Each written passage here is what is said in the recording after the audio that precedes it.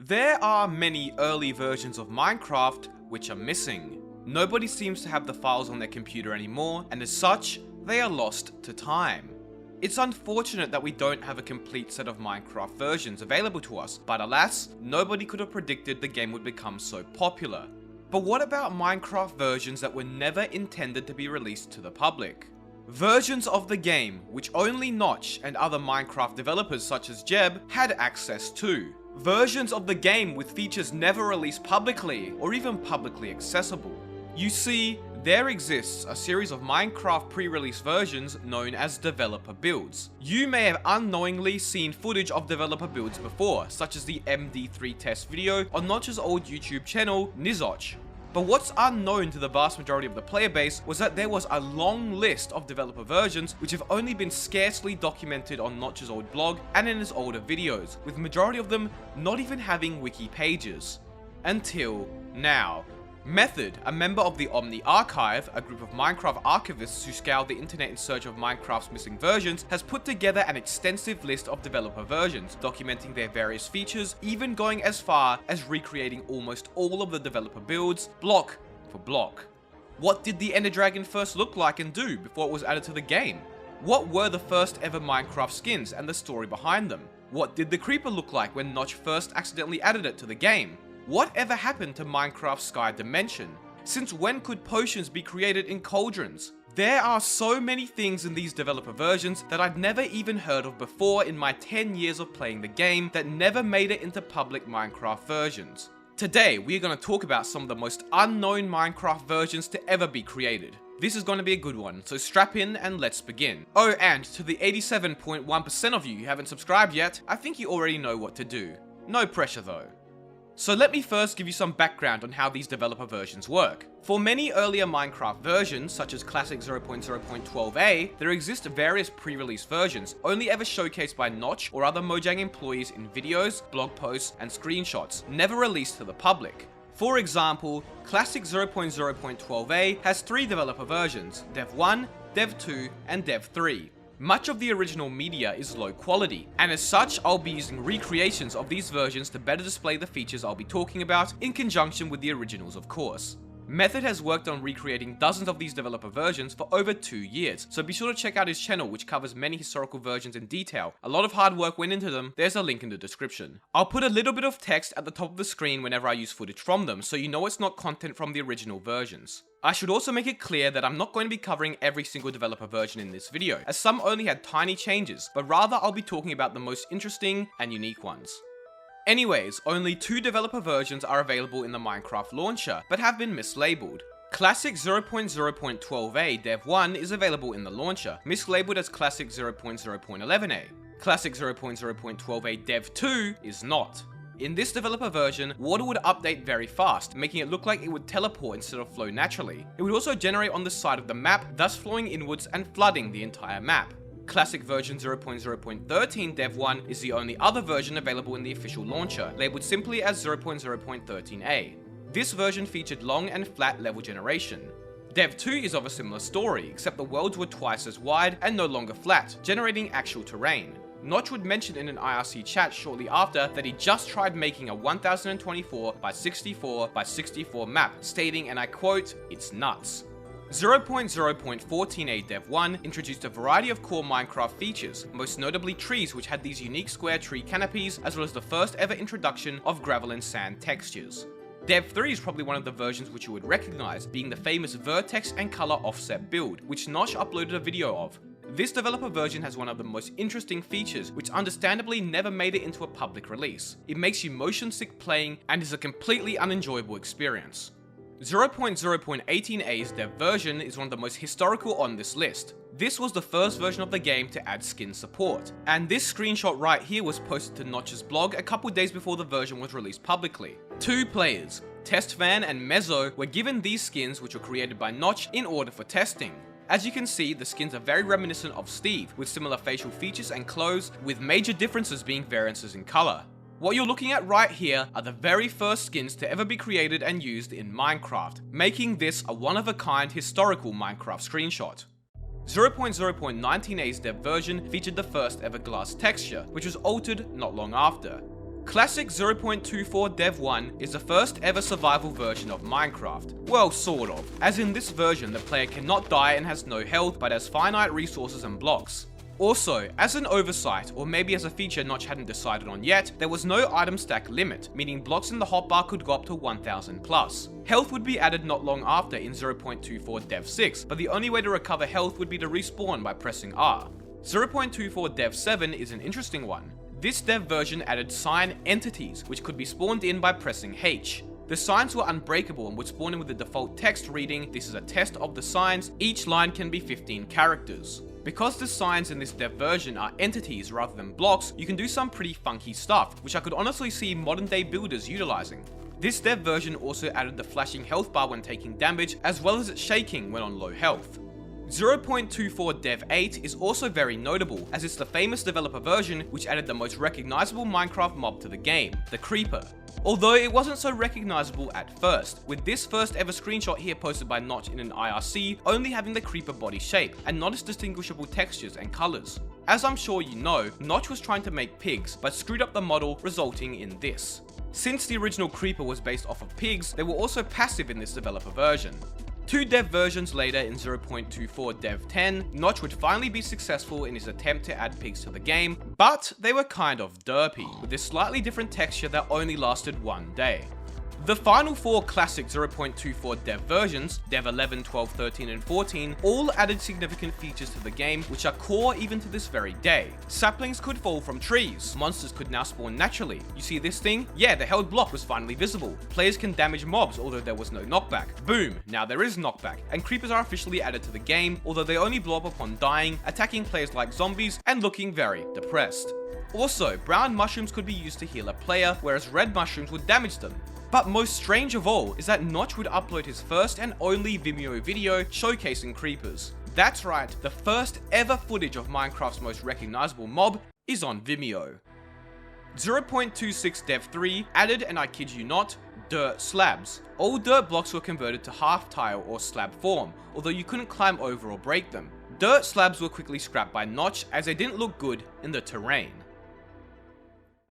On to Indev developer versions now. Indev 200912007's developer version is also known as MD3 Test, likely one of the most known developer versions, with a video by Notch showcasing how he added various models from the game Quake 3 Arena to the game.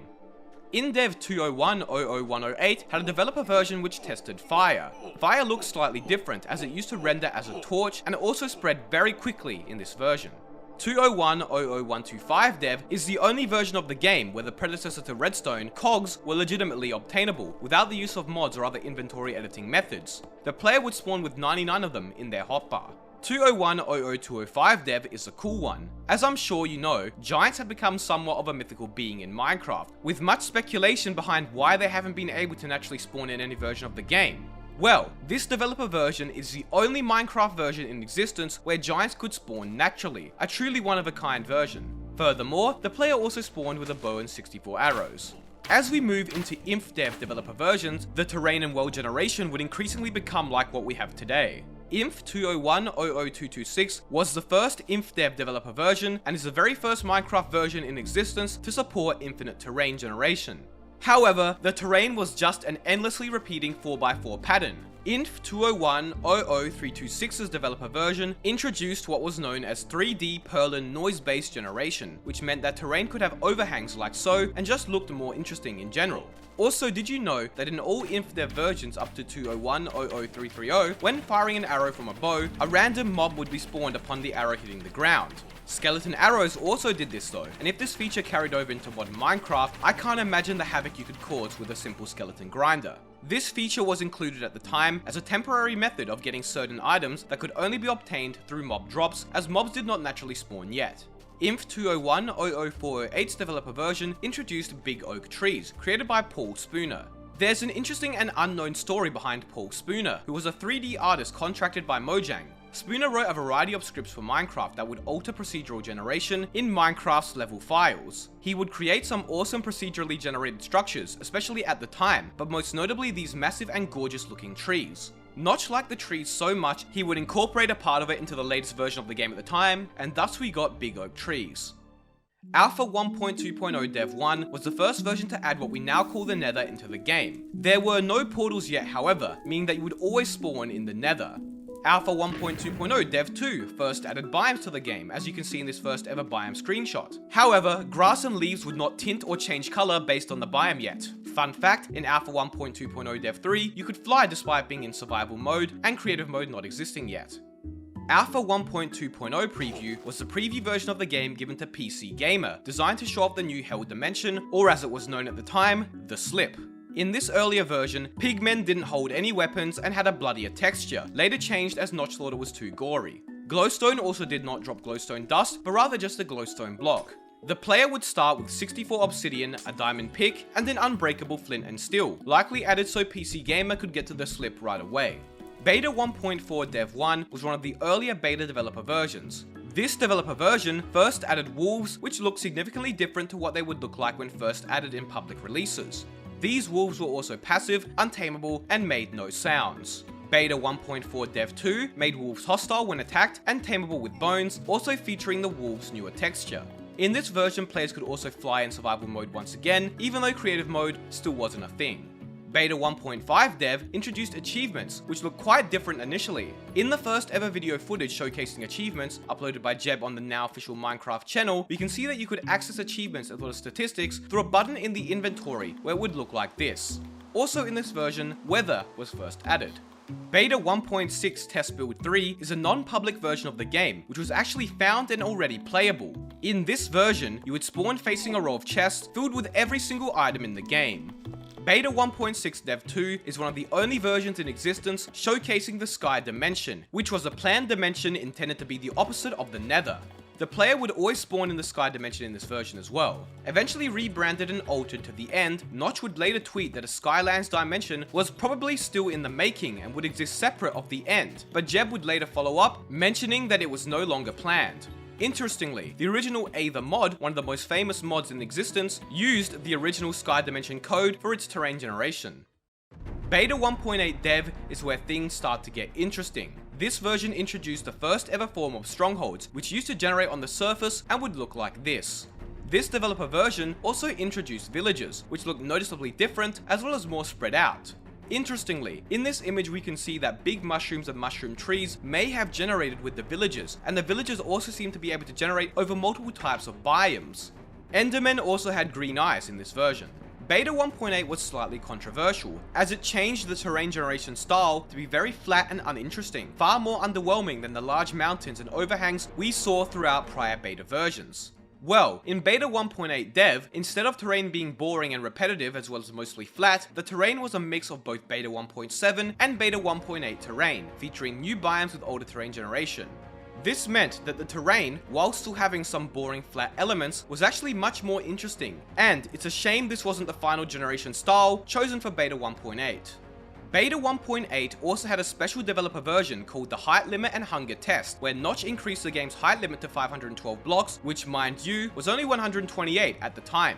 He would tweet this image stating, "Yeah, the level generator isn't exactly tweaked for 512 height," and as such, we didn't hear anything more about this version after. Beta 1.9 Beta 2 was the first version of the game to feature hardcore mode, which could be toggled on and off originally. Also, many of you may not know that spectating a world after dying in hardcore wasn't a feature until Minecraft 1.9, released in early 2016, and back then the only option was to delete world.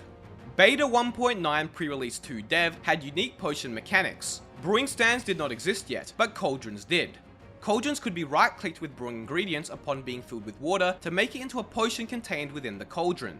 By right-clicking the cauldron with a water bottle, you would get that potion, meaning you could get 5 potions from a cauldron, better value than the 3 we now get from brewing stands.